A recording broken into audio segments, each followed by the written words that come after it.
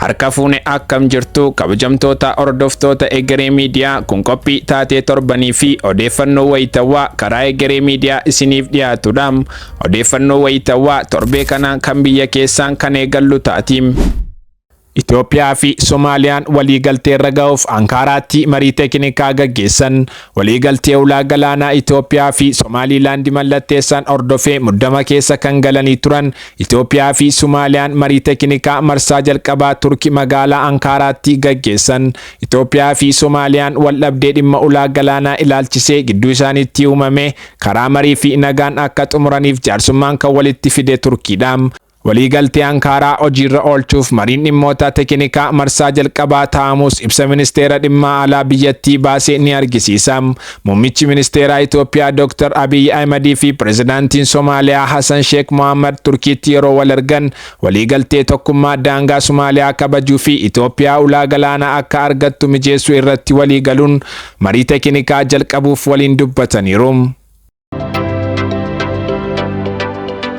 Oduu biraatiin ibiddi bosona paarkii gaarreen Arsiitti mudate irra jireessi to'achuun danda'amuun ibsame. Ibiddi bosona paarkii gaarreen Arsiitti mudate irra jireessi to'achuun danda'amuun abbaa taayitaa eegumsa naannoo Oromiyaa ibse.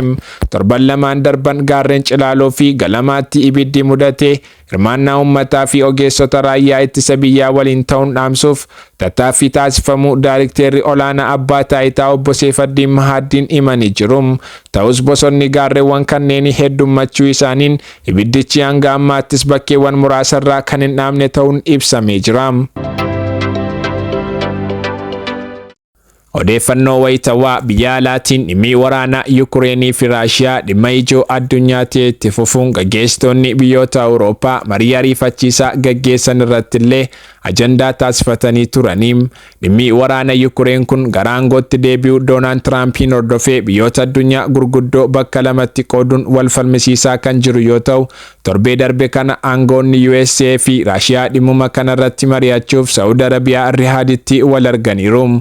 Yaa'ii ariifachiisaa sa'aatii 3 fudhate kanaan gaggeessitoonni biyyoota Awurooppaa 7 fi hooggantoonni naatoo fi gamtaa Awurooppaa itti hirmaatan kun dhimma bu'uuraa isa marii USA fi Raashiyaan addatti dhimma waraanaa kanarratti gaggeessaa jiranidha.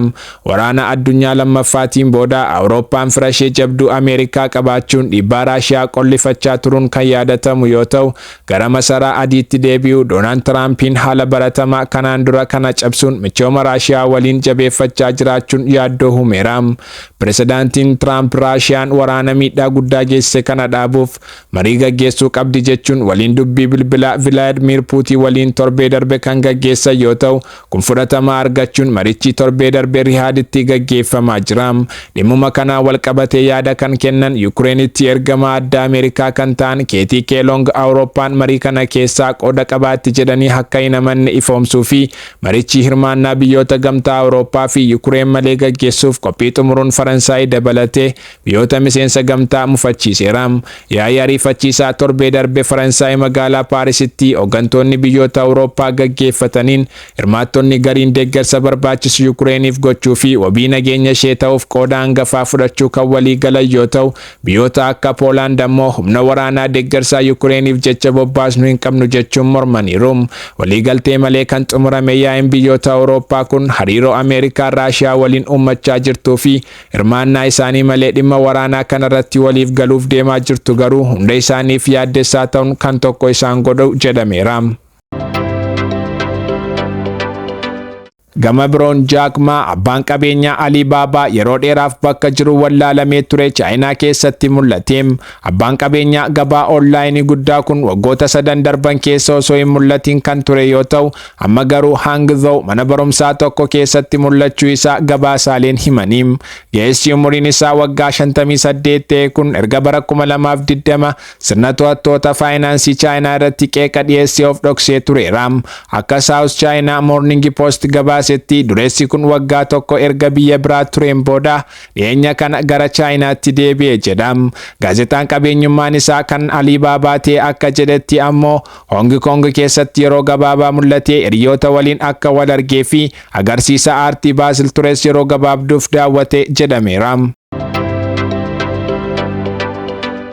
Egaan kabajamtoota hordoftoota Egeree Media taateen torbanii fi odeeffannoowwan wayitawaa irraaf qabannee kana fakkaataa hanga torban dhufuutti nagaan nuuf turaa. YouTube keenya Egeree Media subscribe gochuu hin dagatinaa.